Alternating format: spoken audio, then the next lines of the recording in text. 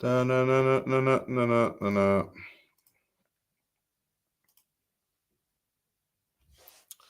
Hello, everyone. Um,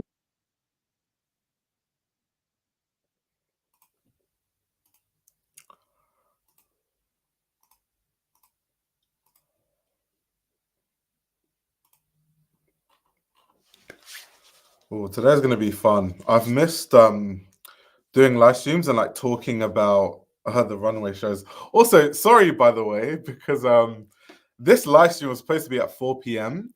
But then I realized I should probably change the time of when these live streams happen because it happens a bit too early in the day. So it's convenient for me because I'm in the UK, like 4 p.m. UK time. But for most of my audience, which is American, I feel like it's too early because it's like some parts of America that like 6, 7 hours back. So that's like 10 a.m. for them. So I was like, in the future, if I make the live stream more like my 7:30, my 7 p.m., it's like it gives good enough time. Otherwise, it's just like too early in the day. um, so yeah, that's why I kept pushing it back. But that's from like future weeks, we're gonna make it later. So it's not a one-time thing. That's kind of like a permanent change.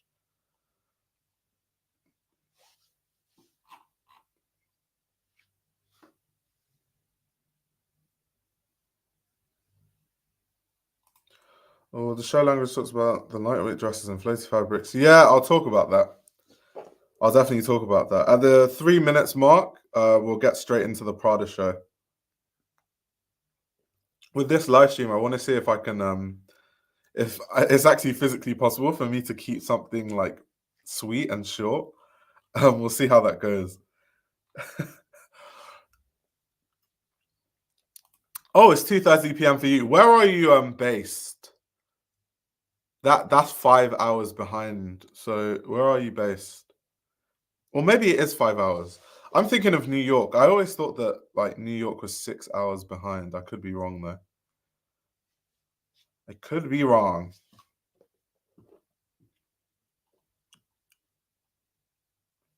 Ah, so New York is 5 hours behind. Interesting. Interesting. Oh, I know why it's the time changed. Sorry, yeah. It's no longer, I think, British summertime anymore. So that's why. That's why. Or I think it is British summertime, but it's about to change soon. So I get confused between when it's 6 hours and 5. Oh, shout out Moscow. Shout out to Moscow. Montreal. East easy. That's interesting. Anyway, to kind of get into what we're talking about today, we're talking about three collections from Milan Fashion Week. I'm going to keep each stream to three brands. So today we're talking about Bottega Veneta, we're talking about Prada, and we're talking about Bally. Three interesting brands. The reason why I thought it'll be good to start this season's streams with those three brands is like at Bally, there was a debut collection. At Prada, it was kind of like a continuation. And then at Bottega, it was a complete 180 from what we're used to seeing from Matthew Blazy. So I thought it was kind of like a good mix of different brands and kind of like the stages that each brand is at. Um, so yeah, I'm not sure how many of you saw the Bottega collection. We're gonna start with Bottega. And the interesting thing about Bottega actually is kind of since Matthew Blazy took over from Daniel Lee, he has had this sort of classic aesthetic with a twist. And I feel like this latest collection is probably the most avant-garde collection I've ever seen from Matthew Blaze. It's like very, very different. It's like not, it's classic, but not as classic as the past collections at all. Like it's so different.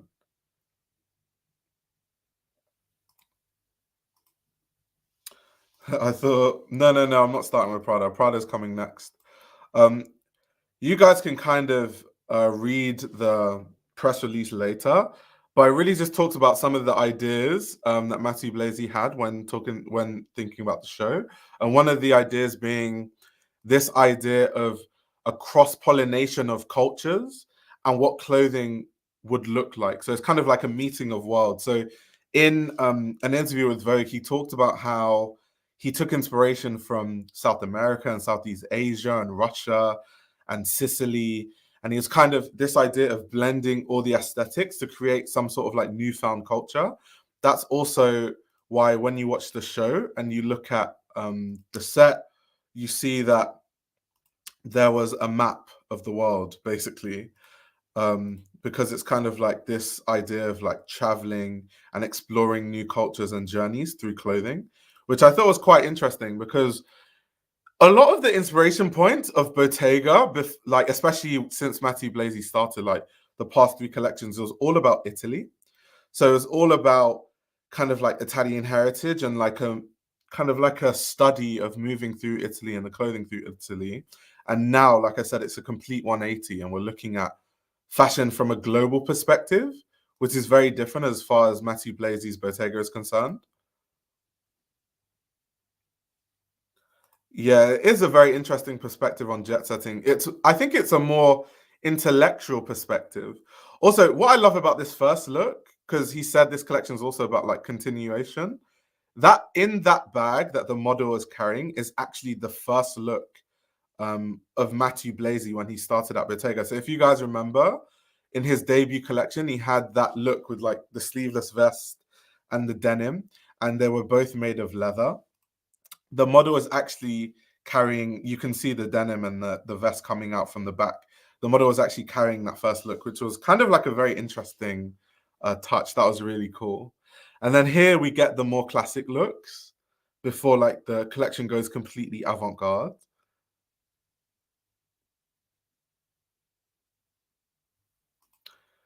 He thought he could bring it back to their roots, but in reality, Daniel Lee was going in the right direction. It would be better to follow up and evolve on Daniel Lee's vision. I mean, what was Daniel Lee's vision though? I think because when you say Daniel Lee's vision, Matthew Blazy was like a very big part of what that vision was. Because when you're the design director under a creative director, you're basically both working off each other. Like you're working really, really closely. So I feel like they're one and the same. I feel like they kind of had the same vision, low key.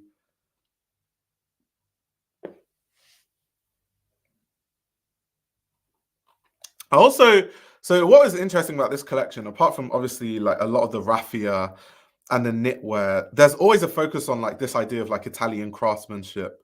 And the thing about Bottega, which is why I'm gutted I wasn't able to go to this show because I skipped this season. But Bottega is one of those brands you have to go to the showroom and you have to see the clothes after the show because the craftsmanship, and I don't say this about many brands, but Bottega is definitely one of the few left where you need to be able to feel the fabrics to appreciate the craft that's gone into it. Even like that leather tie, how stiff it is, and the fact it's not really moving, that's such an interesting touch.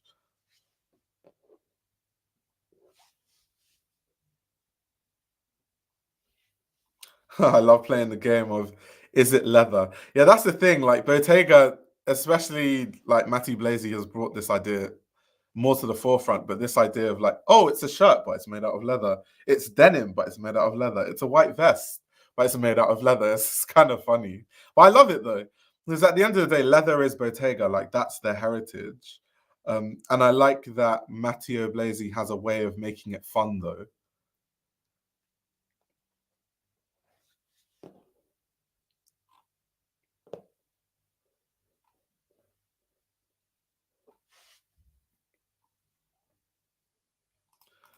I suppose if they stick with the traveling theme, they can make only resort collections. Oh my god, that's so funny. Oh my.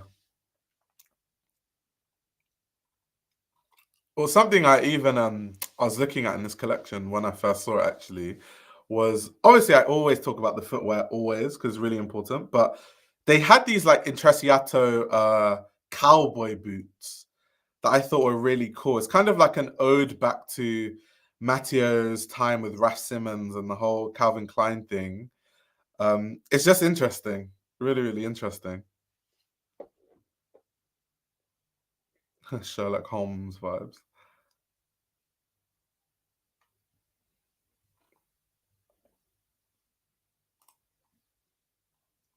Oh, Daniel Lee with Bottega had a distinct focus on futurism and more modern looks. When Blazy started was more traditional looks. The fact they look distinctly different shows the visions were far apart. I don't think so. I think so that their inspiration points are very different. But in terms of when you look at the clothes, it's like this idea of like, for example, that raffia skirt we just saw earlier. You know what? Let me bring it back, see if I can find it. I've literally seen Daniel Lee when he was the creative director, do the exact same thing. See if I can find it. But when it comes up the screen, I'll let you know. Or even like the shape of the clothes, the coats, exactly the same. Like this coat with the raffia and like fringes. That's so like what they used to do when Daniel Lee was still there. Um, the whole optical illusion stuff, they did it with Daniel Lee. It's just more apparent now with Matthew Blazy being at the helm. Yeah, this skirt is what I was talking about. Daniel Lee has literally done the exact same skirt, like this one here. So like they can have differing viewpoints, like their inspiration points can come from completely different places, but at the same time they can still have clothing that ends up looking similar regardless.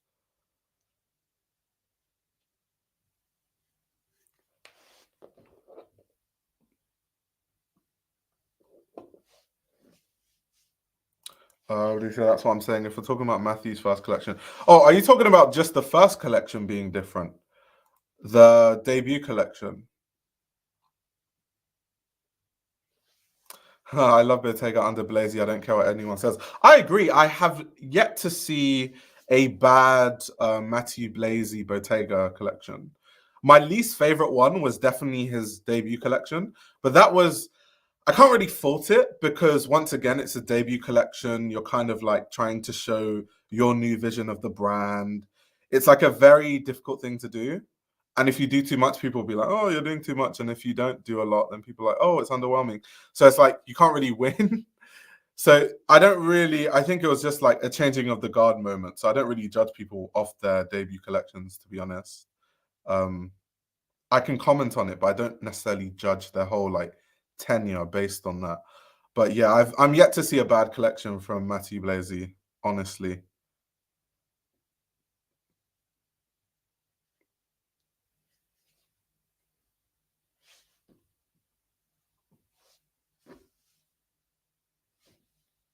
I want to see how they're doing financially.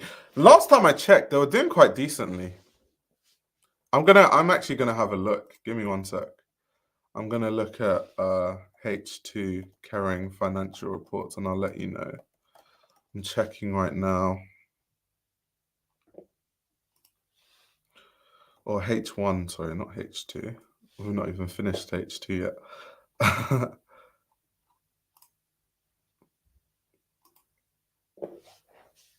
I don't know if I like this show mostly because I didn't really get a hero silhouette from it. Nothing's jumping out. That's interesting. So from the past Matteo Blazy collections, do you feel like there were standout looks that were clearly just like shouting out? Um, by the way, so I just brought up the Bottega financials. So last year in the first half, they made they made 834 million euros. And this half in 2023, they've made 833 million euros. So they're down by 1 million euros. So technically they're just performing the same. Um, they're kind of performing the same as they did last year, I guess. But yeah, I don't know. It's You can see it as like no financial growth, but there's literally like I was reading a report in BOF recently where they were talking about how some of the LVMH brands have started to lose revenue. So against LVMH brands that are losing revenue and Bottega's managed to keep the exact same financial levels, I think it's quite impressive.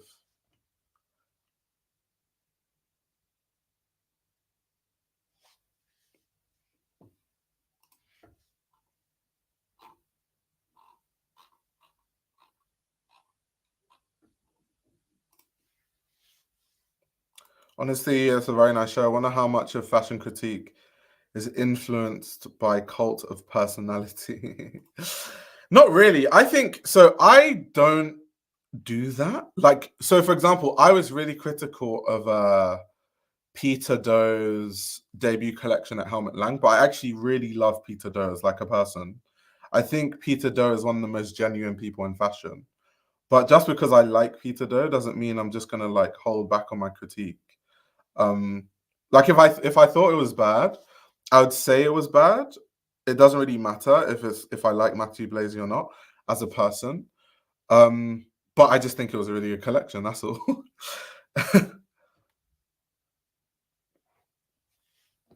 And just like I said earlier, and kind of what Matthew's saying here, Bottega is one of those ones where you really have to see the clothes in person. You have to feel the fabrics. Um, so it's just one of those brands.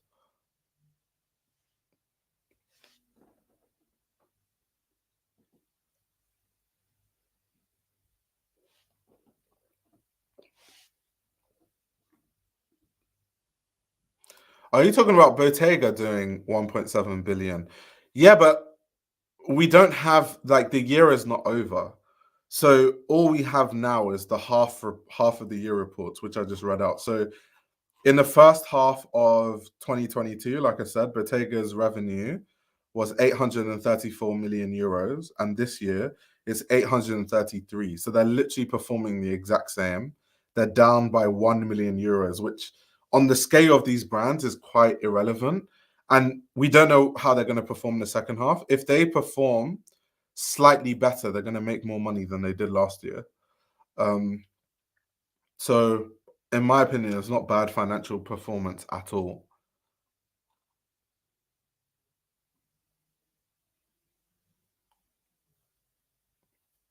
You definitely don't fall into the easy influence, my dude. Yeah, like I get so much hate. It's so funny for being critical about brands. And it's like, bro, like I'm literally a fashion journalist. That's my job to be critical. My job is not to just like tell every designer they're fantastic and like that's not my job. I don't know why I get so much hate for it. It's not like I'm ever gonna stop anyway, but it's just funny. Like people literally like go into my DMs like mad. But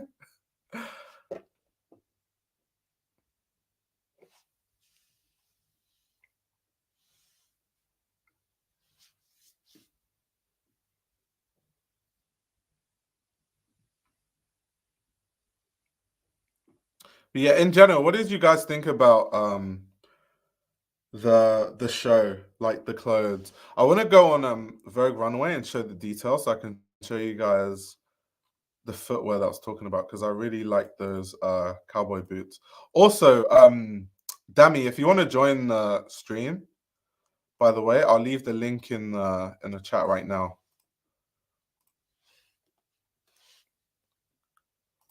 You get hate. I'm so surprised. I know many of us love hearing what you have to say, even if you may disagree sometimes. Yeah, I think, do you know what it is? I think that some people are just not capable of like disagreeing and remaining like I'm so used to it. Like I have friends that tell me, bro, that video you posted was trash, and we'll literally laugh about it because it's just jokes. But like I feel like maybe other people just don't deal with stuff that way. So when they disagree with me, they see it as like me personally attacking them, and then they just go off. Like if you read my comments, you'll see some like, and there's certain people who every single video I post, they post hate comments. Like you get to the point where you recognize the same people, and it's just so funny. Like there's a woman I think who comments on like most of my videos, and it's always a hate comment, and it always has something to do with the fact that I'm a man talking about women's clothes, or something to do with men, or the fact that she's angry that oh they're just gonna hire another male creative director, and I'm just like bro, like I don't even know what you're talking about, mate. Like, I'm not a creative. I have nothing to do with that. Like, I have nothing to do with that. Like, I'm just a bit confused, mate. I love this Bottega show. He's pouring ideas. I wish someone more developed. He is quite a force, though. I prefer his work to Raf's and Pieter's work. Thomas Meyer made Bottega Veneta what it is today, and it's a shame no one gives him credit. Yeah, that's true. And Thomas Meyer brought Bottega like financially from like a very, very low point to a really high point. And then obviously people like Daniel Lee, Matthew Blazy have kind of just continued to grow it slowly. But I think the biggest gap in growth was definitely like Thomas Meyer. I don't really be keeping up to date with most fashion shows, mostly brands I like and new up and coming ones. Interesting. Benson said, I know exactly what you're talking about. Yeah, it's like that. So this woman that always gives me hate comments, she's always just vexed about so her comments are always along the lines of like, you're talking about another male designer. Everyone's always talking about men. It's just so much men. And I'm just like, bro, like everyone knows my favorite designer of all time is literally a woman. What are you talking about? Like everyone knows that Andrea Lamista is my favorite designer. I talk about Martine Rose all the damn time, like all the time. In fact, the designers I buy the most are two women, Martine Rose and Under Milamista. So I think once again, just maybe because I might talk about a man once, she maybe sees it as a personal attack, and then she's like, "Oh, it's just men again." So that's kind of just how hate comments work. It's weird, but it just is what it is. Like it's just weird. How could my favorite designer literally be a woman? And I talk about it all the time. And like apparently I'm sexist because I talked about a man once. Very, very strange. Oh, hello. How you doing? I'm alright still. I'm working in it. We're chilling. But yeah, once we start talking about, you know what I'm saying, the financials and all that stuff, Yeah. I yeah, knew you wanted to jump in. I get locked in, bro. No, I'm looking. Oh, yeah, yeah. I was looking at Q2 for Bottega, because I was looking at their first Oh half. yeah. Okay. I was looking at Yeah. H1. Okay. Yeah. No. I Yeah. was looking at. So I went to go get the different financial report because I just doubled their first quarter because usually after the Right, right. first like second quarter you can just double it. But I went to get H1 and see, and yeah, they're on track of doing the same thing that they did last year. But I just wanted to see that them versus LVMH's that kind of sister company of what Bottega should be. So that would be Loewe, and Loewe was not doing Yep. as well as Bottega, and Hmm. now they've had an organic growth of 14%, which is weird for a fashion company. Hmm. But yeah, no, like Yeah, so Kering is they legally have to produce their financial reports every quarter. So you can literally find the official yes, reports online, yes, just like Google, like Kering Q1, Q2, yes. H1, and it'll come up. We are on Kering's side. This is like don't need to trust Yeah, like us. It's Kering's literally actual there. site. Yeah, It's a number that you read. Like, please don't be. I don't want to act like I'm pulling this out of the air. Like, I'm literally looking at it from Kering's yeah. We're side. not some like financial It's experts. It's literally on yeah, their website. no. Please, no way, fam. This is not financial advice. This is not investment advice at all. Informational purposes only. But no, like literally, I love the show. Like to just I keep was it just on gonna say fashion. these are Bottega. the cowboy boots that I was talking Like, about. That was like it's kind of like an ode to the Raf Simons, Calvin Klein time. um, Just this time with the Intrecciato.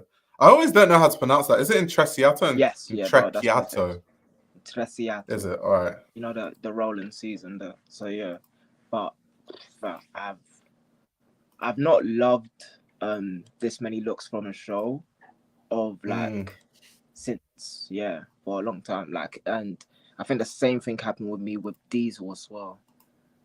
Like, I just kind of really loved this season shows. I don't know about you, but like Generally, yeah, Paris, yeah, I like them. Yeah. yeah, Paris and Milan.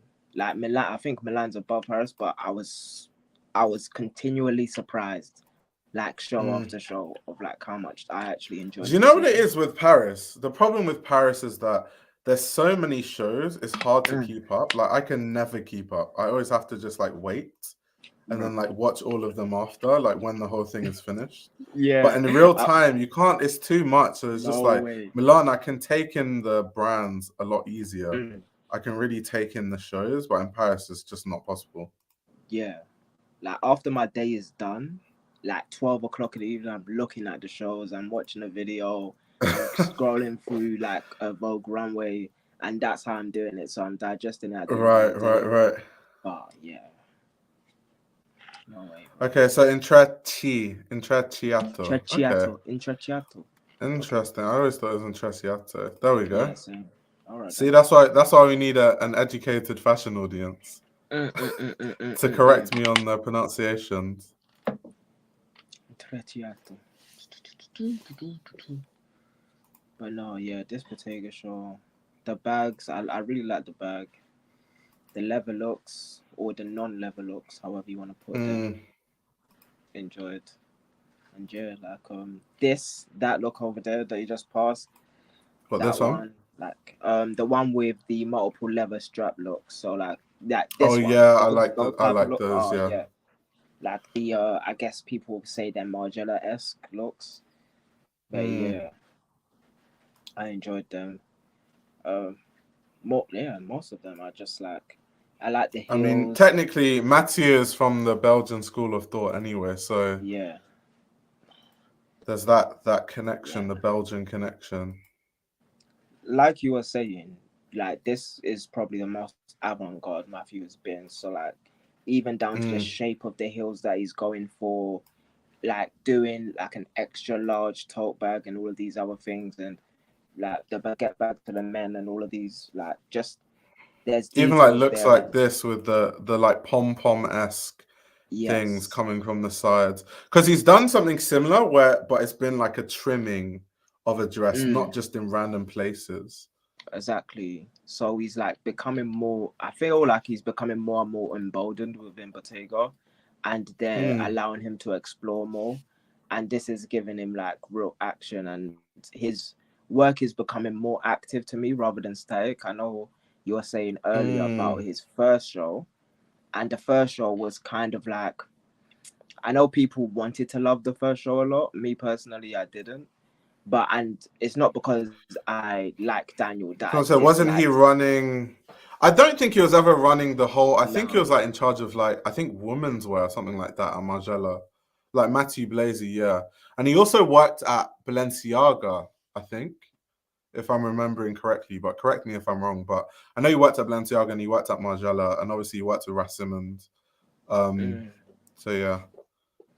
yeah. So like people think that sometimes because I like Daniel, I dislike Matthew, when that's not the case. Like I couldn't care less. Like this is just two millionaires. You know what I'm saying? Going at it. Mm, It's not really a massive deal to me. And to me personally, I believe the real conversation is between Jonathan Anderson and Matthew Blaze. I don't believe that um right. that Daniel Lee's even running in the same like race anymore. But Do yeah, you not just to think so? conclude. Because I think that Daniel Lee has obviously we're not talking about Burberry today, but just to like talk on that since we're talking about Bottega, I think that Daniel Lee has brought a level of intrigue at Burberry that we just didn't see with Riccardo Tisci there. Not yeah, but when it comes to like financial reports, like, I'm not going to Burberry's financial. Like there's just certain things that I'm not going to do with them. And then Mm, when we're talking about the ads, the type of way that they do their editorials, all of these are like the little things that come with like mm. being able to be bespoke or avant-garde and all of these other things. And Well, they said, okay, Balenciaga under Nicolas Gasquet and Margiela, but only the artisanal line. Yeah, exactly. Because I knew he wasn't the head of like at Margiela, but it was like in charge of one of the lines. But yeah, yeah, I guess that's also where the Margiela influence comes from. He literally like worked there. my Um, main thing though is that this is my favorite show, and like he's been poking at the idea of Italian futurism for quite some time, and now he's like really getting into that bag, and I'm enjoying it. mm, But if you think it's like me, I think personally, I think it's the new Scaparelli and Chanel is actually Matthew Blaze and Jonathan That's a Aniston. good. That's oh my god. That's actually a very good comparison. Like Schiaparelli and Chanel.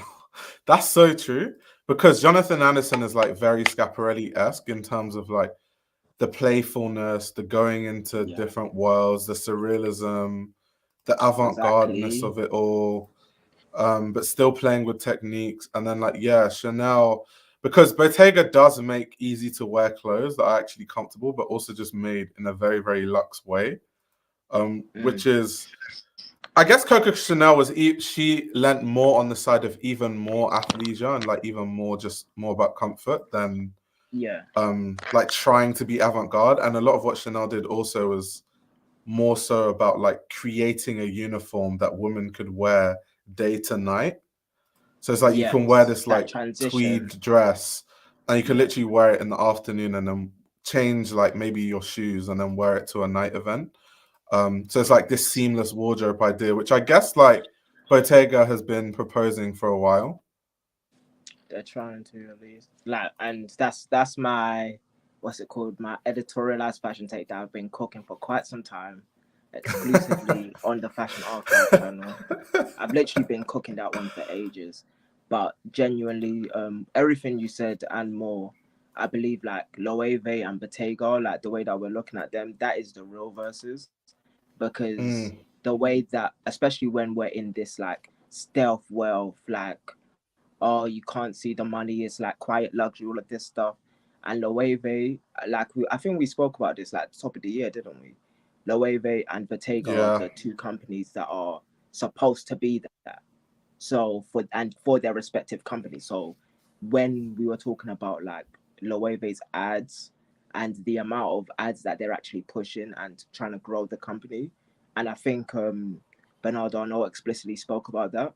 Like I think that lit a Mm. fire under Blaze to be like, boom, and now we're getting this, which is yeah. So I just want to see more But see, it's style. really interesting, even like what I've seen from Daniel Lee in terms of like the ad campaigns and like really trying to push that blue. And I think also that's why Daniel Lee has kind of gone a bit wrong in a way, because like I remember when in Mm. pursuit of pushing this blue color, do you remember during the Met Gala when Yeah. they Burberry dressed like Stormzy and Oh Skepta and yeah, they're yeah, all yeah, wearing yeah. these like checkered blue looks and it just wasn't a look at all. Yeah. Um Oh yeah. But like Daniel, I don't think Daniel like, and that's why I said like Loewe and Bottega are not like what Burberry is, because mm. like for some reason Burberry has to use the pattern, and it's like if you have to use the Burberry pattern all the time, you're kind of It seemed stifling. it was very forced, like on the Met Gala, especially with that blue color and then the check. Yeah. It just looks so forced. Whereas, like when Daniel Lee was at Bottega and they were pushing that Bottega green, it didn't look Green. as forced. So I Different. feel like that whole like trying to make a color thing, it can work at one brand and then not work at the other. Because even he had that thing where they changed the train station during London Fashion Week, Yeah. and it was like also in that same shade of blue and Yeah. all that sort of stuff, but it just doesn't have really the same effect. Yeah. People were annoyed actually. A lot of Mm. people were annoyed I was hearing. They were like, "What? Wait!" They were confused, and some people were annoyed because they thought that they wasn't getting off at the right stop, but it was actually their stop. But it was Burberry. So yeah, like if you look at like reports, tweets, all of that stuff, Like, like oh, are we in Bond Street? It's like, oh, lit, Burberry Street. Oh, yeah. that's not my Google Maps. Yeah, and Bond Street is the Elizabeth line one as well, isn't it? So it's like Yeah. and it's at such an intersection. Sorry for the London chow, guys, Yeah, but there's yeah, so like it's many at such lines at Bond Street, like yeah. Victoria, like, So yeah, it's a lot. It's a lot. so it It's was a a lot. bit like people heads started blowing up, but yeah. But luckily, let's see what happens. Honestly, let's see Yeah. what Did you happens. see the Prada collection? Yes, I did. You I can did. move to that. What were your general thoughts on the Prada collection? Let me get the imagery up first. I'll put the runway show on the 2 seconds. screen now. But basically, it was basically like always a continuation of the menswear show we already saw. So a lot of the looks were like completely the same. So you know how like the original show, and if you guys haven't seen it, check my live on the menswear because it kind of like explains half of what's in this show. Yeah. But it's this idea of they're looking at this idea of like a shirt, like so they got this silhouette of a shirt that's like very boxy and tailored, cinched at the waist, and then they used that as a template to make so many different other pieces in the collection. So from blazers to shirts to jackets to coats, all of them had the same shape. It's exactly what was in the menswear show. The only difference here was they also added this idea that they said in the show notes of like them using very light fabrics to represent fluidity. And it's just like, okay, whatever. And then also the slime doesn't turn green. This time it turns like pinkish purple, which is in line with them talking about this light fluidity and the fabrics being very light. And that's literally where it ends. So it's literally like very similar, damn near the same as the menswear show. A lot of the Yeah. footwear is the same as well, outside of obviously the heels. So if you've seen the menswear show, there isn't really much to talk about with the womenswear show outside of maybe some of the techniques, like the prints that they did were really interesting, and some of them created this like 3D effect, even though they're actually just prints. That was really cool. And I think I was reading an interview where Ras Simmons was saying that he was really happy about how it came out because it was quite complicated to do, especially though like these dresses with, I think, metal infused onto them, which is also quite interesting. And then also, I noticed something. So you see this like look here, this like workwear type jacket. Mm-hmm. This is something that I've seen this season. I saw a lot. Like I was watching Fendi's show the other day, and Fendi had a lot of like workwear pieces, and then they also literally had this like I think one of the first looks, a model came out in something that looked like a Fendi print toolkit. So it's just so interesting. I don't know what it is about this season, and like a lot of brands trying to go this workwear look, and it kind of looks so out of place in this collection, like the workwear jackets. And I Someone kind of felt the said same way in the Fendi show. business meeting at 2, but swim competition at 3. That's what someone said in the chat. Yeah. See, here's my like, and I know you're supposed to find something good to say about shows, but I'm so out of practice with like having conversations. It's very hard for me to like hide it. But like, I just think like with the last couple of collections with like Prada and like even Fendi, and you know how much I like Ken Jones and stuff, like, and just like Fendi in general, but it's not delivering in terms of the level of creativity and like thoughtfulness that they usually give. And like I know Prada is generally quite an intellectual brand as well, and they try to exemplify that not only in their cuts and silhouettes and just the way that Mutua is quite philosophical and things of that nature. But Very into art also, and like yeah, art history and stuff. yeah, like she's all of those things and more, right? But I just like what I'm seeing in the translation on the runway, even though like I do believe her and the team have meshed quite well now. It's not I may be too young for Prada. Maybe that's what it is. But in from what I'm seeing, it like I tried with the last show, and I tried again with this one, and I thought it was me on the last one. But like seeing this one, this is one of the shows this season where I was just kind of like, yeah, like I can read it, and I don't get it. Yeah, I think for me it was because like I've already seen the menswear show and like all the ideas are basically the same. So it's Mm. just like there was nothing of interest other than to look at the show on an aesthetic level and see the techniques they've used on the actual garments and then be like, oh, that's interesting. Like I do find it interesting this idea of like how Prada have literally brought back kitten heels in Yes. mass. Like I see a lot of women wearing these like pointy kitten heel type shoes. Obviously, not necessarily like they're Prada, but I feel like that's the Prada effect. So I do find But small things like that very interesting. yeah, and that's But as valid. a complete show, there wasn't like loads of things that were so super interesting. Like literally these whole shoot, like this look here, we saw it on the menswear show, Yeah. footwear and like blazer and Yeah. trousers. And wasn't it Prada who done the show in China, I believe it was, and the show in Hmm. Italy, and it was the exact same show. Yep. And like from that show, I was like, is it me? And like obviously, Sam, Yeah. massive fan of Prada and everything that Mucha does and everything. And he explains to me this whole ethos of like what Mucha's doing and even how they're facing off with Balenciaga in their thought process. And I personally think that Prada have won that considering where Balenciaga is now. But that's a conversation for Yeah. another day. But What I've always loved about Prada though is like from a styling standpoint though, it's always going to be so good though. Like in yeah, terms of how you can put a lot of the clothes together, and the people I know that like I have friends who mainly wear Prada, and they mm, always look good. So like from a yeah, sense of like a uniform that like men or women can wear and always look really nice, I think it always works, and that's probably because like a lot of it is really classic and like versatile. yeah. Prada has a good sensibility, and I like their suit. And like, I believe the next black suit I'm gonna get is a Prada one. But at the same time, when it comes to value for me in terms of seeing a collection and knowing like the looks are the same, or even like the ideas, for me personally, just aren't matching up with what I'm seeing on the runway.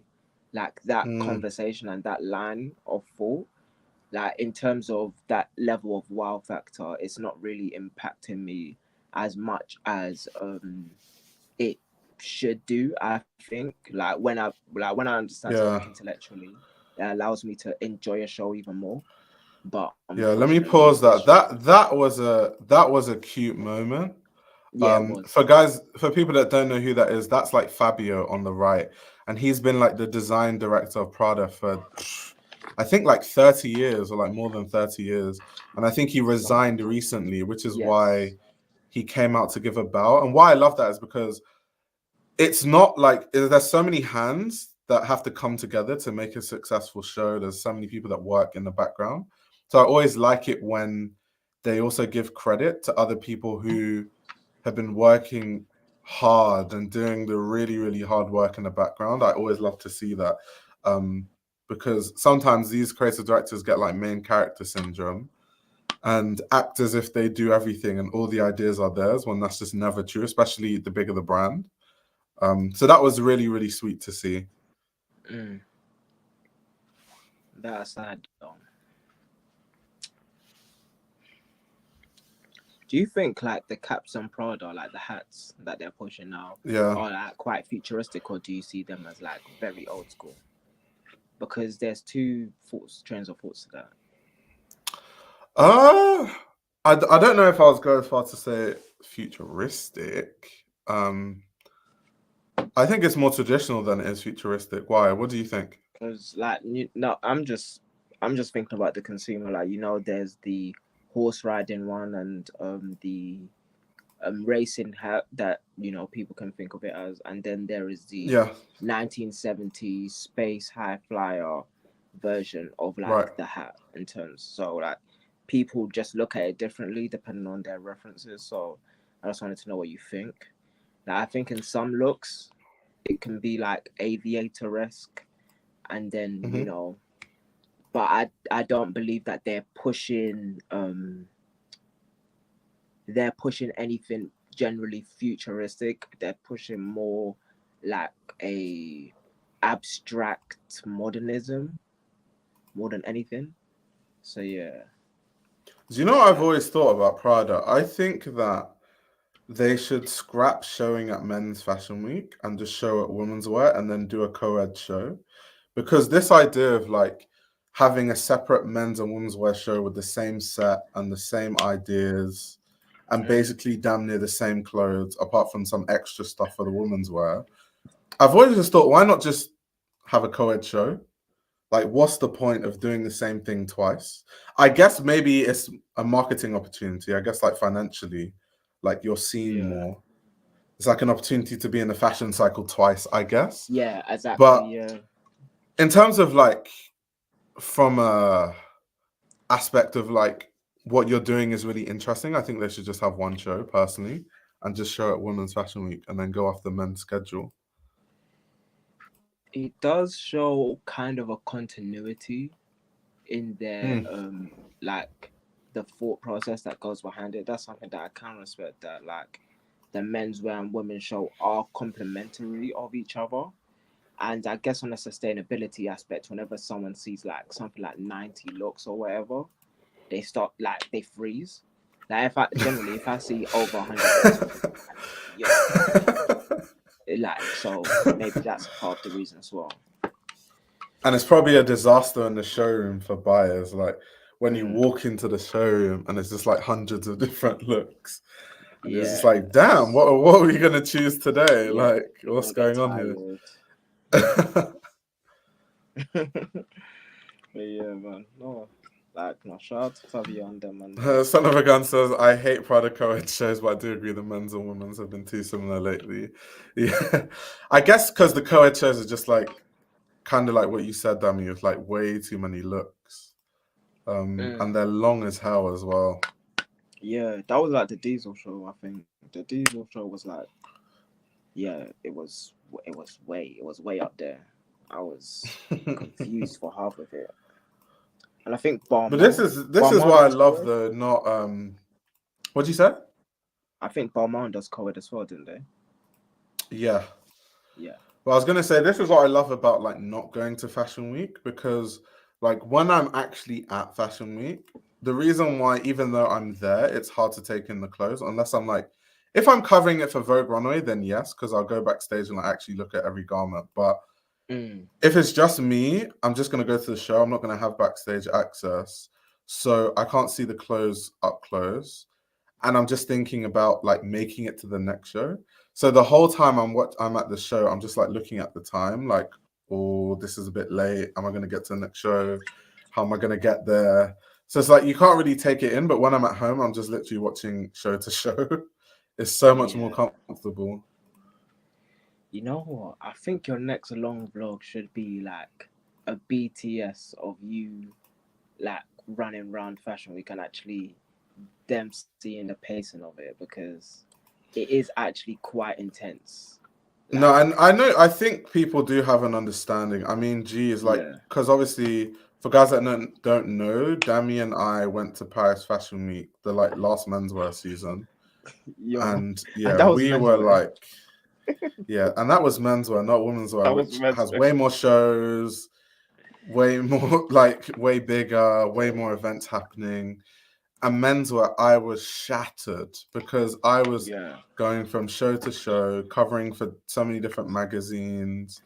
I would Mm. like go to like a few shows, come back to the Airbnb, write all the articles in like a 2 hour window, and then have to go back out to go to more shows or to go to some other event, and then Jokes. come back and then do the same thing and just repeat for like a week. That was jokes, though. So by the end of it, I was gone. Like No, I was yeah. gone. No, I swear you had to go somewhere else after Fashion Week as well. Oh, Or you so had to after fly out Fashion again. Week, Mm. I think that was when the Global Fashion Summit happened. So Yeah, I think yeah. after Fashion Week, I dropped my stuff up and then I left the same day to Copenhagen. Oh man, that was I was wild, shattered. man. I was shattered. That's why people were asking me this season, "Oh, you're gonna come to Fashion Week?" I was like, "Hell to the no!" Mm. Like I need a break. Yeah, no, man. I had too many things as well this season to go. But now that they're sorted out, I get to figure it out for next season. It's like, Yeah, yeah, I do tend to prefer going for the menswear seasons though. Just definitely. because it's smaller and it's like more manageable.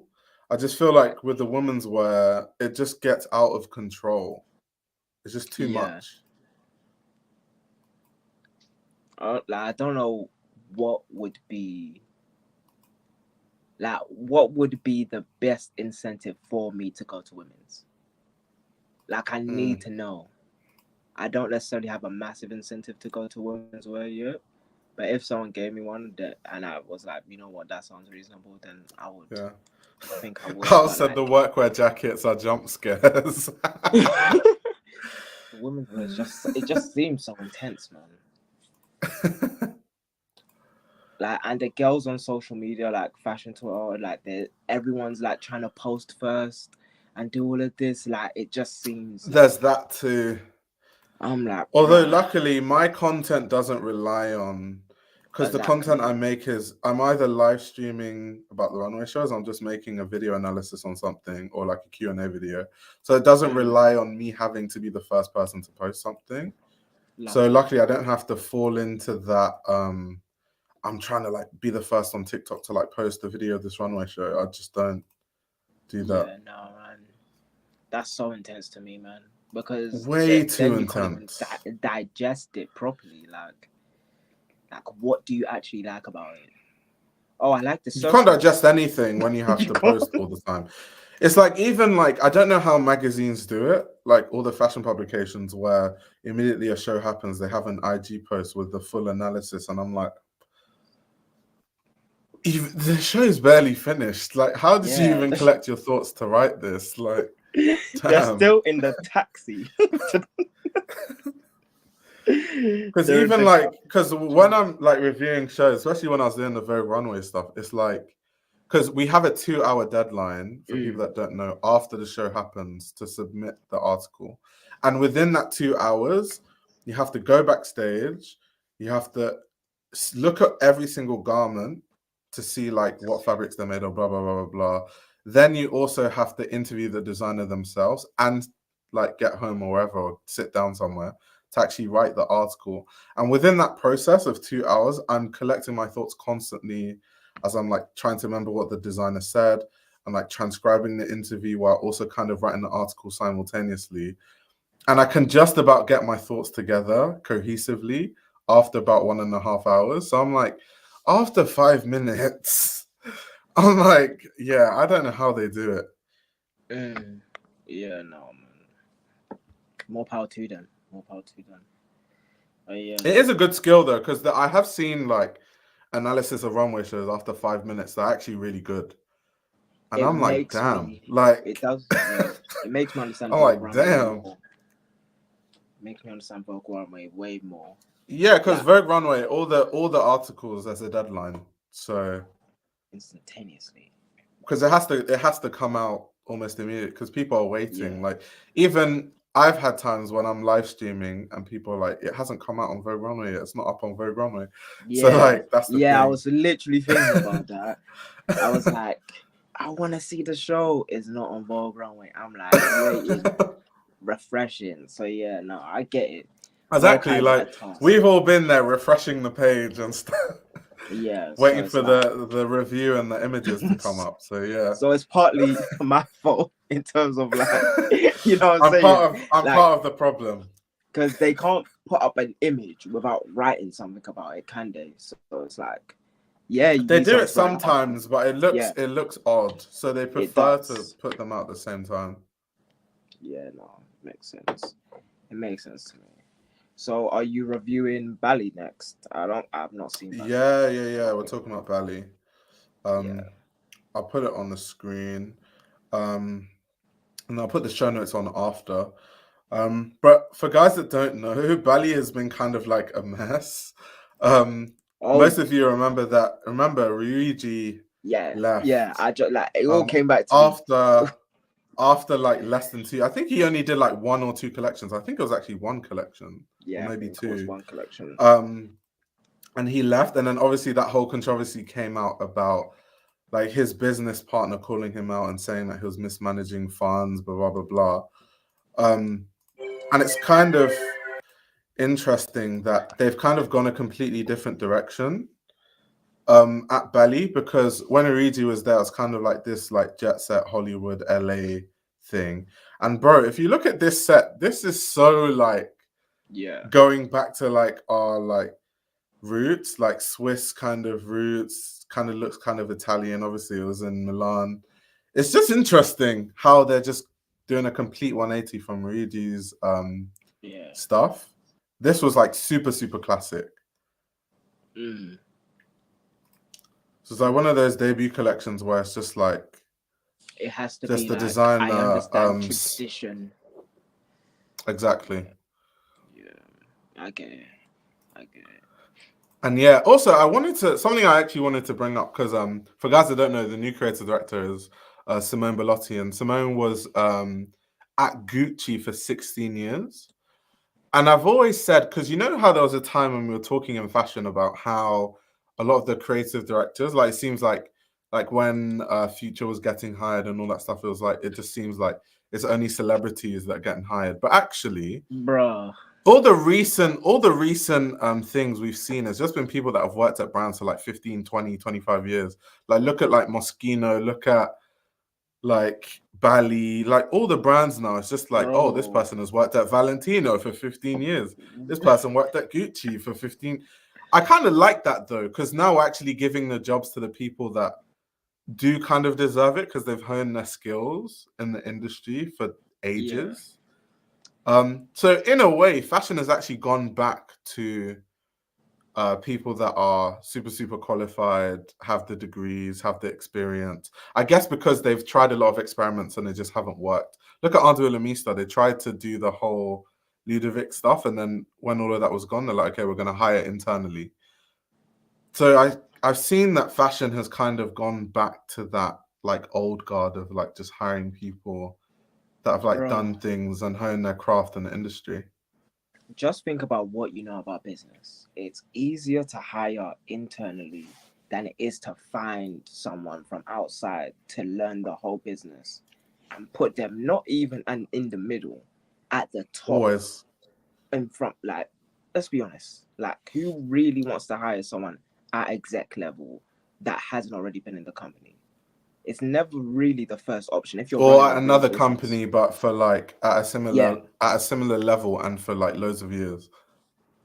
like I think when it came to the conversation of Pharrell being hired, it was one of those things where people are like, "Oh, it's the end of times," and really and truly, it's an influencer type conversation where you just had to have that conversation. But in reality, more often than not, these people are tenured, hard nosed fashion enthusiasts, people that work in fashion and love clothes and all of these other things.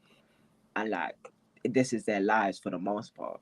I don't Hmm. really believe you can name many celebrities that are turning the designers at the top as much as you can name, like, designers that have turned celebrities. 100%. Do you know what it is? I think it's the Virgil Abloh effect. I think that a Mm, lot of brands have realized that there is only one Virgil Abloh. mm, Because a lot of brands, when they saw what Virgil did at LV and how much money he made, they thought, okay, so if we just get like a hyped designer and kind of like with Demna too, because obviously Demna was yeah. really hyped from Vetements.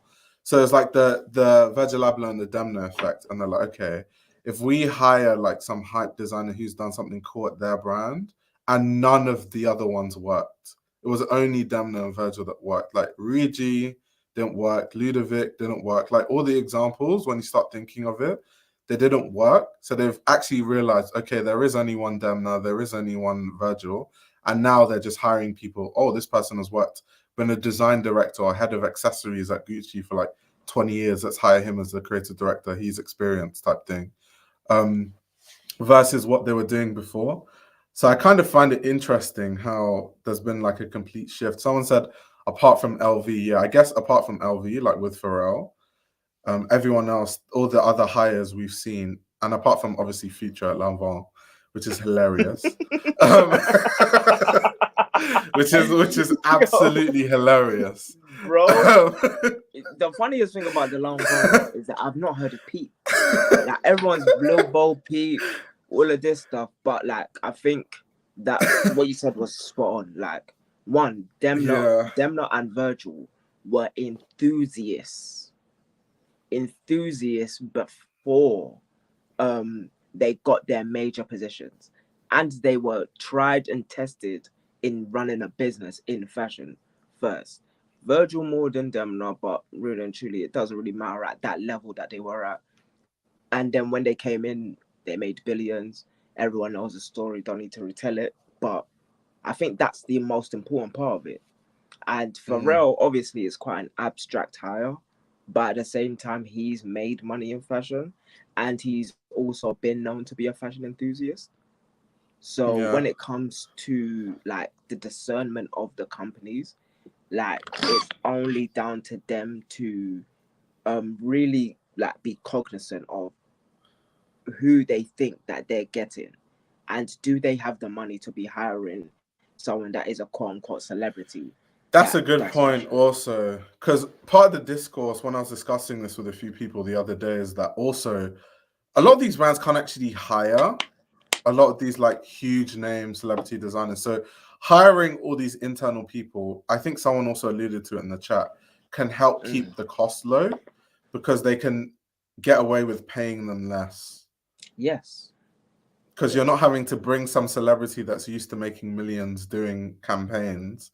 You're just hiring someone who was a design director. Maybe their salary was 300,000 euros. Now you just up it to bro. 700,000 and they're happy. Whereas, like, If that, if you want to hire Raf Simmons, it's 5 million. Or if you want to hire like Demna, it's like 4 million or something crazy, or like Virgil. yeah, So that's also one thing. It's like they can pay way less salary wise. way less, man. It's just cheaper. Is and they bring more value to the company. And we're in a recession, even though no one's talking about Mm. it. But like, yeah, man. But this ballet show, like traditional, it's a first show, I guess. It's a debut show.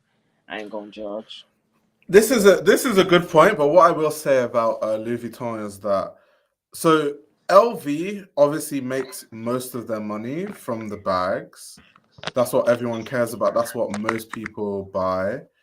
And Virgil was the first time where in mass people are actually buying like LV clothes. So like Nicolas Guesquier's clothes at LV, um, people are not buying that the way they were buying Virgil Abloh's clothes. Like I saw people buying Virgil's runway collections. Till today, I see them everywhere, especially in London. I don't know about anywhere else in the world. So that was the big thing about Virgil. He came in and actually sold clothes, whereas I don't know to what extent Nicolas Gasquet is actually selling the clothes. The bags Wait, are selling 100%. wait. Did this person say that women's wear sold more than menswear No, so in what the person LV? is saying is that women's wear is the big money maker. Well, it is at most brands. Yeah, Um, but it when wasn't Virgil was when Virgil there, was there. menswear was outselling the women's wear when It Virgil was there. was overshadowing by like the Which is so. trunks, Do you know how weird that is? Because the perfume. this person like LALC is completely right because at almost every single brand, the women's wear outsells the menswear. Oh That's yes, also yes. because it's many reasons. One, because the women's wear is just bigger, so there's more to choose from the women's wear. There's a bigger selection. It's in more stores. Like if you go to any like LV or any like kind of store in like an airport or something, you're only going to see bags and a tiny women's wear collection, never menswear. So it's also down to like they just sell it more. Like, but when Virgil was there, against all the odds, the menswear sold more than women's wear, which is insane. So that just shows Bruh, you how much he was selling. He was bruh. selling clothes like hotcake. It was Like insane, and it wasn't cheap. menswear was tiny when Virgil got there. It was no, all Literally, respect to Kim Jones, but menswear I was love Kim tiny. Jones, but people weren't buying Kim Jones's menswear like that at LV. They're buying it at Dior now, but when he was at LV, not really. Not the Bruh, menswear. it was yeah. Virgil had a different like it was just everything was just different when Virgil was there, bro. I don't even know how to explain it. And like I know Yeah, everyone loves that. 100%. Even Virgil's menswear is exclusive. Like you couldn't buy a lot of it in the store. You had to get pre-orders too. Like my friends that have it, like even Micah, Micah has some Yeah, like runway Virgil LV. He didn't buy it from the store. He had a connect at the store and then pre-ordered it. That's yeah, just the way you buy most runway clothes, especially the ones that don't hit stores. which will be most of them. Yeah. Like wait, let me read this properly. Also, of course, okay. This like the Virgil effect was so profound, yeah, because it was like not everyone, but usually the people who buy ready to wear and like trunks, luggage, all of these things, they're high profile or like high net worth individuals, right? Do you Virgil know what had I was such gonna a just to lot. add to what you're saying, yeah? What I Yeah, was gonna say quickly is that the thing about Virgil Abloh is that his influence trumps um like fashion. So the type of people that buy Nicolas Gasquier's runway shows are insiders, like people that are really, really, really into fashion. They like Nicolas Gasquier's work, probably yeah, they're followed him probably a maybe fan from of Nicholas, all of that Balenciaga, stuff. like followed him from Balenciaga, all that Yeah, stuff. Virgil was getting people who they follow maybe Virgil's work or they just want to buy they LV, and he was getting rappers and he was getting people that just wanted to support him because it's like, oh my god, there's a POC in a brand like this, and he was like pop culture. Everyone was buying that stuff. All the celebrities were buying that stuff. All of them were putting in pre-orders. I have friends that are putting in pre-orders that don't care about fashion like at all, but they were like buying it just because it's Virgil there. Like his influence just completely trumps any kind of network that Nicolas Gasquet could potentially ever dream of having. And like unfortunately, how I that was there's unfortunate. even like a rumor that apparently, don't take it with a grain of salt, but it's like a rumor, but apparently like Nicholas was like pissed off with like how much better Virgil was doing. And so there became like a lot of animosity between Nicholas and Virgil, which is kind of funny. But yeah, that's kind of what I heard behind the scenes. No, literally, like everything and more. Like the Virgil clientele was like, and it was a Virgil clientele. It was. I don't believe it was a Louis Vuitton menswear clientele. Like sincerely, as much as Louis Vuitton has grown over the past 5 years, I don't believe. So this information I actually got it from someone that works at LV. What? So it was someone that so okay, I'm not gonna say his name because I don't know if I Don't wait. should, First of all, but no. Yeah, that's but okay. basic but ba- so basically Give me 2 seconds. when I go to these shows and I interview like designers and stuff, I also talk to like the merchandisers and stuff like that, and they like tell you what's selling and what isn't selling and what's doing better and what isn't. Um, so like if you go to the shows and you interview the people and you talk to them, like they'll tell you literally. Like if you ask them. Um, so yeah, that's how I know. Yeah, like I'm just got like, It's but a good question though, like I because like I don't point these things out sometimes. yeah. To be fair, we should say where we're getting our sources from, not necessarily the sources, but there is bare breakdowns that you can probably glean and also understand the like. To be fair, we lived like this was the first time we've lived during a thing like this. Like Yeah. what could like it? To be fair, it's probably akin to how viral Jean Lanvin was. That's her name in it. Mm, yeah. Jean Lanvin was when she like started like her everything. She started making plates, menswear, kidswear, everything. She was viral. She was in like London, America, da da da. It was different. Like, and that was the level of virality that we lived through. Well, it might be an outdated reference. Who's a better reference? Maybe YSL. Demna. Is why no, but like Oh, I wanna Adi do like Simon. Someone said LALC said Adi Simon. His influence trumps like the fashion community yeah, also. like it was just like this the first time like when well at least for me when it comes to like writing about it, following it, we visually saw it with our eyes how many people not just had Louis Vuitton but like were enamored or would just talk about Virgil, get the retweets, get the likes, their posts would do numbers, all of that stuff. Like it just happened. But Mm, it is what it is. Like there's the eye test and there's also like what you and I know from inside, which is like what we can't necessarily talk about, but like people that use their eyes could tell that like menswear during that like little 4 year window, that 2018 to 2022 was like overshadowing women's wear. And well, that's Which just what it never is. happens because, like I Never. said, like there's more investment that goes into selling women's wear at every brand over menswear, unless it's like a brand with more menswear heritage. Like if you're talking about brands like Beluti or whatever, Yeah.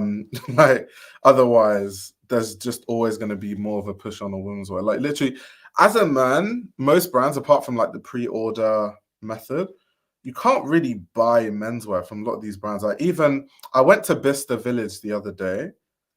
Oh yeah.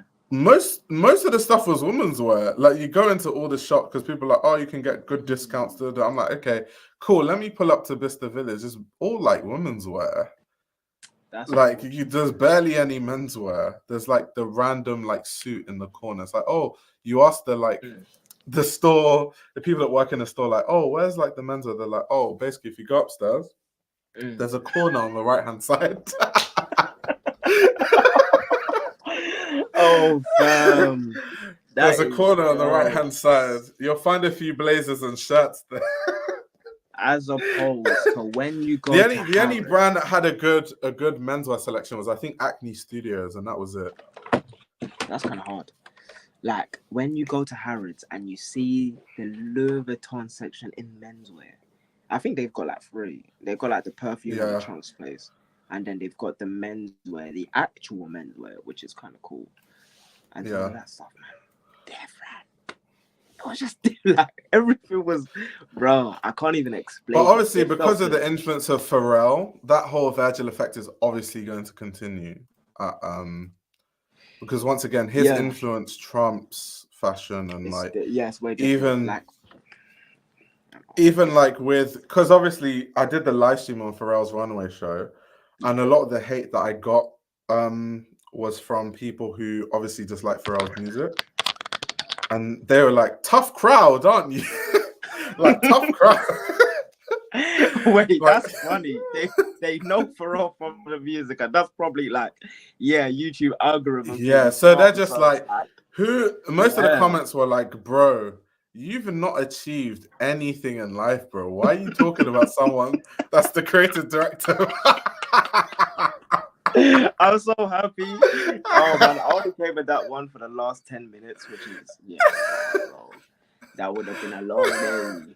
Seeing them comments, Oh fam. my god. No, it's Like, nah, funny though. I find it funny. It's like, bro, shout out to you have not everybody. done anything, bro. Why are you talking about the Yeah, creative director of that's LV? that's jokes. You can't, yeah, unless you got money like Pharrell, which is very difficult for anyone to have.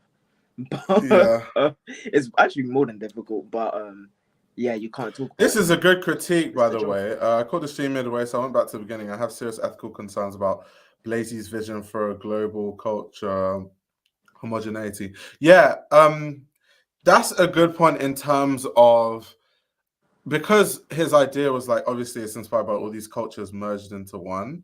You tend to have looks. I think there were a few looks that did seem a bit okay. That's kind of like heavily inspired by like Native American Yeah, cultures and just like slapped that's what onto a runway. that's what it was. And that tends to happen with a lot of those types of ideas. So that's definitely a very, very valid comment. Someone said the buyers choose the blandest clothing. Yeah, unfortunately, because that's just what sells. Yeah, That man. goes back to my video where I was saying that why is menswear so boring? That's just what The people want. People want the boring stuff. So that's what fashion sells. buyer doesn't want to think.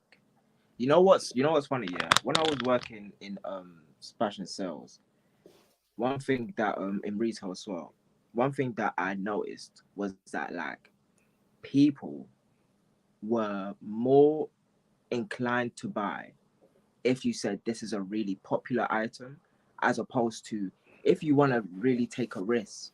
Because no one is trying to take a risk in their dress. Yeah. They want to do what they know and they don't want to be made fun of. So the fashion buyer in general, right? This isn't like high value items like 200, £300 type stuff, right? The fashion buyer in that bracket, obviously, like some of the items we'll talk about are thousands of pounds. But The fashion brand doesn't want to think about that stuff. They want to get the really popular items, and they don't want to be made fun of for having them. Yeah, yeah, And plus, why that's would a true. millionaire want to be made fun of for having something? Unless they're playing that game of exclusivity, like I'm one of five of the clients that have this, and then you're playing an even different game then. So yeah, but yeah, there's some of It's us. actually insane. Like, I was having a convo with one of my friends. Like, this was like weeks ago now, but we were basically talking about like the average buyer. Um, because basically she was wearing this really cool like suit. Mm, I think it was Peter Doe actually. Yeah, it was like Peter Doe. And then we're just like, this is so cool. And then we're talking about like the fact that it's so cool, but like she gets so many comments ranging from, oh, that's really cool, to people being like, oh, your like blazer doesn't fit right, it's too big. um, and she's just like, every time she tries to convince other family members who like have money to like buy really interesting stuff to like, oh, buy this, like this is really cool, buy this, they never buy it because it's not what other people are wearing. But then the second that it becomes popular, then they're like, oh, I remember you were telling me to buy this thing, you are right, and then they buy it and then repeat. She's like, no, buy this, it's cool. Then they don't buy it, and then when it's yeah, popular, they buy it. I think just most consumers are just always going to be like that. So when it comes to what buyers are going to buy for their stores, they're always going to skew towards the basic thing. And it used to annoy me at first, but now I just get it. It's just business. It is what it is. If yeah. I personally want the interesting stuff when I can afford to, I'll just pre-order it. But guess Like what? that's it. The consumer is always right. The fashion buyer keep the customer happy. Like Exactly. if 90% of people, right, want to have the most popular item, the most populous, right? Popular and populous is even like derives from the same root word, right? And then there's just 10% that want to be out there and adventurous. Then yeah, the last 10% have a different like proclivity in their brain, so Hmm. they don't mind going the extra mile to pre-order or specially ask for something and then wait for it for 10 days or 2 weeks or however long it is, or even a month, and do all of the steps because they feel a different level of exclusivity when they're buying something. So it's like, how do you really want to play the game? Yeah, Yeah, Al said, I mean, they're using luxury as part of a social currency that we don't need to deal with. Yeah, I that's true, but I think for me personally, because that's just not how I got into fashion, and that's never been the philosophy that I've had. So if I did ever become rich, I wouldn't have that mindset. So I'd literally still just wear what I want. If they want to make fun of me, that's cool. I don't care. I still bro. wear it. Bro, the people that like have fun with clothes the most are the people that play, like fashion as play, right? So it's like Yeah. generally, that when you're playing as an adult or you're doing all of these games with clothes, you're gonna be Mm. made fun of one or two times. But then there's always that outfit that is going to hit, and every like it will be the one that's like hours ahead of my time. And that is the risk that Mm. we're taking. But you That know is what it is though? The reality of these things, maybe it's because obviously we're like close to London, so maybe that might be why. But what I do notice is the people that take risks with the way they dress, yeah, they might get made fun of maybe once, but for the most part, I just see people saying that they dress really cool for yeah, the most part. I see people actually appreciating that they don't look like everyone else. And then people actually being like, oh, I really like the way you dress. It's like interesting, it's different. Like that's what I see most of the time. Then the making fun of is like mm, once in a while. Like even me personally, more people say, "Oh, I like it's kind of different" type of thing than people that say, "Oh, that's kind of weird." And the people that say that's kind of weird are just like old grumpy ladies and men who just like glare at me on the train. bro. Like you know what's funny? Yeah, it's actually very intriguing you said that because and that's where I thought you were going. Like when I have my fit from here, like where we are in it. So here I walk out my house, get the train, and as I get closer to London, and then it's like Yeah. I'm on the Elizabeth line now, and it goes like Canary Wharf, the Tottenham Court Road, like it changes from like I'm out of place to I'm exactly where this thing is appreciated. So Mm. it's literally like, and I get so many compliments on like the type of jacket that I'm wearing now and stuff like that when it comes to just dress sense in general, because I'm in areas that appreciate that more. And like even in Canary Wharf, I got complimented on my dress when I was outside. But it's just like it's intriguing when it comes to the people, like when you do something that's like kind of like a risk, but it's not really a risk. It's doing something that's like very much your personality. Yeah, Hmm. you'll get rewarded for it, and people are more inclined to say, "Yeah, I like that," than say, "Oh, I hate that stuff." Because like, yeah, who really wants to blurt that out randomly to a stranger on the train? Some people do, but Yeah, so those are the extra people. Like you said, though, it's like and I once or get twice people what laughing at love me on the comes more streets. easily. Yeah, exactly what David Archer is saying. You'll get a few people laughing, but for the most part, people just appreciate that you're Yeah. expressing yourself the way you want to express yourself, type of thing. Because for I think half the time people want to be able to do it themselves, but they generally don't want to take that risk. Mm. I I don't. actually used to be Do you know what it is? I understand that that's how people think, because obviously I yeah, used to think that way before I got like really into fashion. But it's just like it's just not that hard though. Like bro. I know. There's like basic stuff that like, bro, like you know that my Under the Mister zip sweater. I wear that all the Yeah, time in the winter because I just wear undercoats and under jackets nice or ones, whatever. nice. Yeah. And let's say I'm in a restaurant and like I'm wearing some sort of jacket and I take it off and it's like my Mm. zip jumper. People just look at me and I'm just like, bro, it's just a Ooh, zip. gets like that. It's just a zip. It's hilarious. Like it's literally just a zip on the sleeve. I'd like it's That's crazy cool. what people Yeah, just like. yeah, yeah. Yeah, it's insane. No, they've never.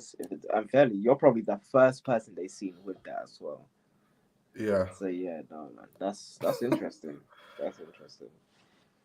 Oh man, Well, the Son of a Gun, it's like that in America as well. Fashion appreciation translates depending. Oh, I guess they're talking about the yeah, Bottega.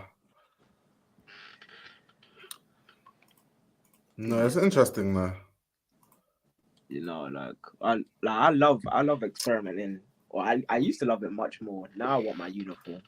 I'm ready. Yeah. I'm ready to have like a uniform that I wear all the time. It's gonna be avant-garde, but at the same time, it's like gonna be my uniform. But yeah, What closing this thoughts cloth? on Bally. Yeah, traditional debut show showing like and just less hype around it. It's I like those shoes though, weirdly. Yeah. Like I like those shoes. Someone I really I follow, Hetty, who's the like head editor at Show Studio now. When she reviewed the show, she No called way. it a pragmatic luxury, which I thought was a good way to describe the whole collection. It's like Yeah. it's functional, it's made well. It's like yeah, just pragmatic luxury. It's like simple. Mm, It's obviously like they're clearly going back to like the mm, classic Bally versus like trying to have so many. Because I feel like if they're not careful, Bally's going to be a brand that has so many rebrands that people are just going to forget what Bally is and then move on to something else.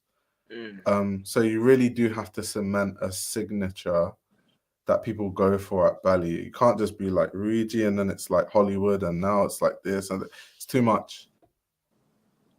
No, for sure. And like that happens when like most Mm, places get an American designer as well. If you notice, it's like they go from like I don't know why the American designers generally try to do this, but they go into this like really Hollywood or like Americanized um, well they get into their Americana bag, and mhm. for some reason it didn't work when Raf went to Calvin Klein, but that's a different story.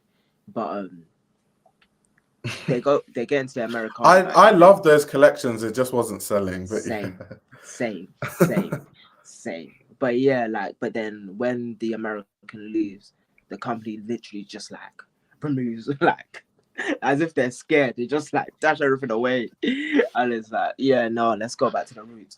Oh yeah, the last celebrity designer that left the company Mm, was Tremaine at Supreme. That was the yeah, last celebrity designer. Even though it's a hype brand yeah. and a celebrity, that was the last one. And I And mean, it's that didn't work out either. So that's what I'm saying. Like, most of them didn't work out, yeah, which is fam. why a lot of the brands are now just going back to hiring tried and tested people and within the industry. Yeah, bro. Follow the blueprint, especially during hard times. If you've got a good blueprint, you're gonna ride the wave during the recession, and then after the recession, you Hmm. can take more risks. Like I Yeah. feel like when we look at the economy and how the economy was playing out versus how it's playing out now, like during that 10-year stretch, there was a lot of money flowing into the economies around the world, and there were so many growing markets, especially in China, right? And now Hmm. a lot of things are contracting, interest rates are high, people are going very much more traditional. And I've been saying this for like the past year now, but like it's still flowing in that direction. I know like people had pushback on me when I said it with Pharrell when Pharrell was just getting in there, but at the same time I still sincerely believe that. I sincerely believe that we're in a contraction, and the companies with tried and true methods will last. Like, and Hmm. none of them want to close down, so they need to do what their consumers like the most. So Not yeah, only do they not want to close down, they all want to be billion-dollar brands, which is hilarious. But exactly. yeah, Which is yeah, and most of the billion-dollar brands are like almost 100 years old or somewhere close to that. literally. So it's just Which not going to is happen, but they can keep it's thinking that. it is what it is. Yeah, man. The only ones that get to a billion are the heritage ones like Dior and LV and Gucci and stuff. You're Literally, not gonna have like the closest to it is Jacques Mousse. Jacques Mousse is Jacquemus. like the Yeah, closest to then like in new one era, new lifetime. age. Yeah. Yeah, And that's like the only one in the whole industry. only one, and now he has like a massive like private equity bank behind him. It's crazy. Literally. It's crazy. And Shout out to Jacques Mousse though, because my shout out gosh. to that's the Simon. Simon. Oh, Simon Pot. we need Je to chat. m'appelle Simon Pot Jacques Mousse. We need to chat because yeah, he is doing it. Like, but generally, like, about all of the jokes, like, that's so real. Like, it's very J'aime hard petit in one sac. generation. Is in one generation, getting a company to a billion is like it's just such a mad thing. But because like Kanye did it, and you see it in Silicon Valley, and you see it in Mumbai Valley, if that's what you want to call it, but it's so difficult. And And Kanye did especially it, and Kanye is like A-list celebrity, so he has that kind of fame, and he just astronomical. about did it. Like, because remember, at first he stopped like making clothes because he couldn't afford to do it because it was like burning a hole in his pocket. Until like Adidas and stuff got on board before he finally then was able to build like the empire. So that's the Mm. thing, like it's not a joke. So Like that's a $1 billion company creating $1 billion arm. It's like literally. Nike introducing the Air Max or the Jordan. Actually, no, the Jordan is not a good representative of that.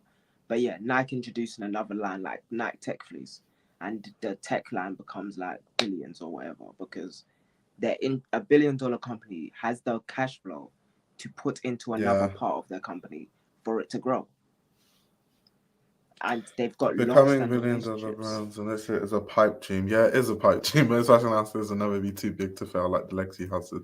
Yeah, I know everyone thinks that they can because they see Bernard Arnault with so many of these, like, or like Francois Pinault with like so many of these billion-dollar brands, but like, bruh, they're all like, what do they have in common? They're all old as shit.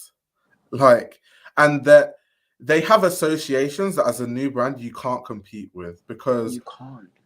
because these designers dressed kings and queens when the monarchies in these countries existed. These monarchies, most of them, don't exist anymore. Bro. They're not in power anymore. So, as a new designer, you're never going to have the chance to dress these kings and queens because their families aren't relevant in society anymore.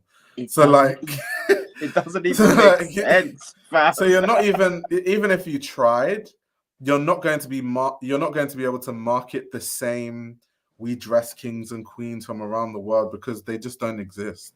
Like no one cares about these monarchies anymore. So Yeah. you're never going to have that marketing angle. You can't really sell heritage luxury. Like you just can't. It just Unless can't be you're one of your selling points. over 50 years old, like your company needs to be well older than, you know what I'm saying? It's got to be heritage. You can't push that. But no, like literally, like if I think a good barometer is if the company is making 50 M's there and abouts, um you are 50 in million the is like huge. Yeah, that's you like are for a well away brand. from most other companies. Being a company What that does makes Rick Owens make? Obviously, outside of the legacy houses, Comme des Garçons I know makes clothes. Let me check what Comme des Garçons Comme des like in Garçons revenue. also has Dover Street Market Yeah, in their they have portfolio. those. They have everything. And how So many diffusion apparently, lines? wait, Comme des Garçons. This is from 2017, so it's not that recent. But in 2017, they made $280 million. I thought they would have made more No, because Comme des it feels Garçons like is like it did. huge. Like they own all the designers that are under them. Like Junior Watanabe, they own his line. Kane Namiya, they own his line. Um, like they have like Trico, they have Black, Play, Mainline, and Plus. Like, bro, Dover Street markets all around the world. They have a percentage in a lot of different brands. I thought they would make. They have a perfume line. Like I thought they would have made more. They collab with like Nike and stuff. Yeah, I thought they would have made more than like 280 million in like 2017. I don't know what they make now, obviously, but The problem is it's like tomorrow So group imagine with that means Jacques yeah Mousse makes damn near more money than makes Comme des yeah Garçons. That's no it makes more crazy. money. No, but remember Jacques Muse has a very popular bag, like something that is extremely popular. Like it's actually hard to get into like the frame of reference What of what we're does talking Rick about. Owens make? I Maybe think it he's last time closer. we checked wasn't it like 20 M's? Wasn't that Nah. 20? Okay, so they said he made 140 million. Damn, 140 brands. which year? That shows you in That's a 2019. lot more In 2019, than he made 140 where I million. thought Rick was. That's crazy That's a because lot that more. just shows you the scale you have to be to make a billion. Because, bro, Rick Owens has his own factory. Like, Rick Owens literally owns, like, vertical integration. That is Rick Yeah. Owens. Like, he owns every stage of the process from the manufacturing to the like distribution. He controls everything. That's They have insane. 140. You know what? More power to him. Dammy, you're More power frozen to on the him. screen. It's so funny. I'm frozen. Yeah, you're literally on Oh, a I am. freeze frame. I am in freeze mode. I can see. Is this? Am I Okay, you're appreciated? kind of moving in 1 FPS, Oh, 1 frame per second. give me a sec. Is it still going now? Yeah, so the new score of like billion, close to a billion, were like the Calvin Klein, Michael Kors, Tom Ford. Who else? I'm missing someone. Calvin Klein, Polo. Ralph. Yeah. That was like the new score, like billion-dollar And remember, companies. like they are Was Donna companies. Karan close to that? I feel like Donna Karan was like close to being a billion-dollar brand, no? This is what I was gonna say. These are companies that have outlasted their generation. Remember, like I'm pretty sure Louis Vuitton wasn't the only trunk making company back then. There was probably thousands of trunk making companies.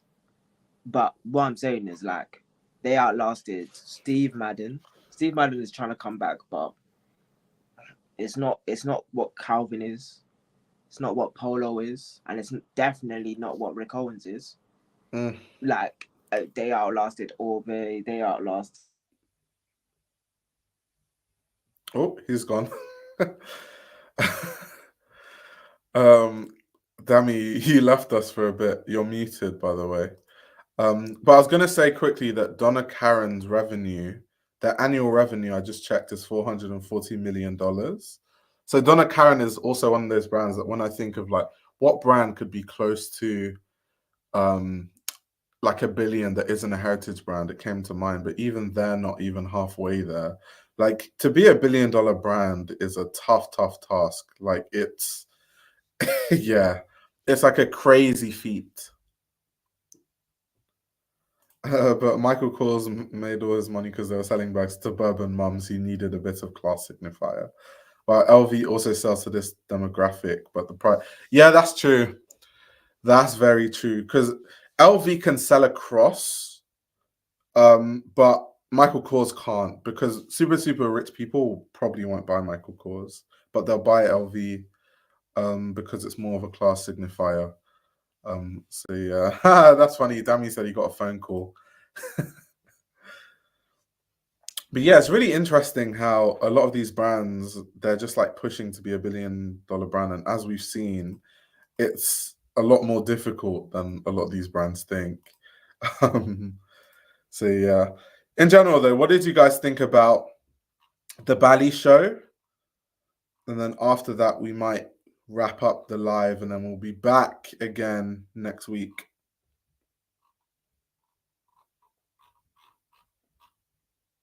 I think it's even harder now to break into the billions because you have to compete across so many product categories and then you have to compete globally. That's really true.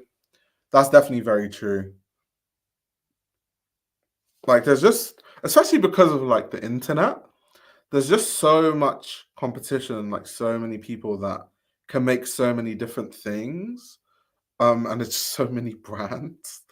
It's insane. It's like you're competing with brands coming from all different angles, and you have like influencers making brands, and then you're competing with that and like their fragrance lines. Yeah, it is hard. It is hard. Although, what I will say is like, if you're the type of brand that you kind of like show at Fashion Week and stuff, the prestige of that allows you to skip a few steps, but it's also like very like having a brand that shows at Fashion Week has bankrupted a lot of designers. Like, and that's something I have it written down. But I want to make a video on like how Fashion Week bankrupts designers that aren't ready for it. Just to spread awareness on like the financial realities basically of like having a brand that shows at Fashion Week, especially when you're not some like massive $100 million plus a year revenue type brand. But yeah, that was really fun. Talking about Bottega, Bally, and Prada. We'll be back next week to talk about a few more brands, and then the week after, and the week after. So thank you very much for tuning in. If you want access to extra content while I'm not posting on YouTube, definitely subscribe to my Patreon. We still got the book club running. I'm still reviewing books. The link will be in the description of this live stream. So yeah, thank you very much to all of you, and I'll be back next week.